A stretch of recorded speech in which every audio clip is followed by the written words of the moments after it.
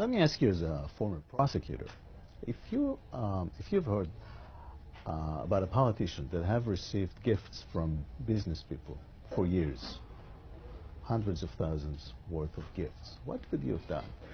Well, if you're making reference to the investigation of Prime Minister Netanyahu, I can tell you that many of those allegations have turned out to be untrue. It looks like it's a politically inspired persecution.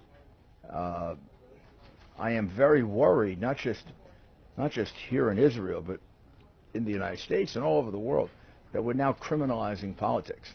When we have political differences and when newspapers don't like you and some of your opponents, they try to get you under criminal investigation.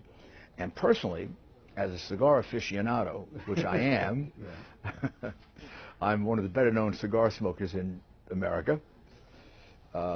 Been on the cover of Cigar Aficionado magazine. I think they should leave out the cigars. I think it's getting really petty and silly. And to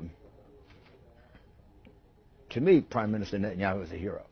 He was a hero as a soldier. He was a hero for all the years that he's had to deal with various attacks on Israel. He installed, with the help of the United States, the Iron Dome. He's done everything he can to try to stop Iran from becoming nuclear. He had the courage to come to the United States Congress and speak, even though the President of the United States was annoyed about it. But he made his point. He also turned around the economy of Israel, which no one ever gives him credit for. You really admire him. I do. I admire him. I think he's one of the great world leaders, one of the great statesmen.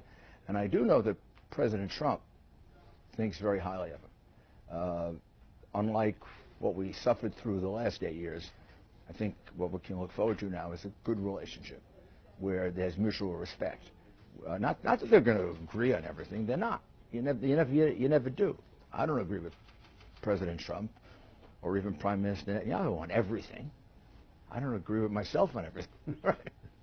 But I think there's a basic lack of real deep respect between the two men, which only has to result in something good for our two countries.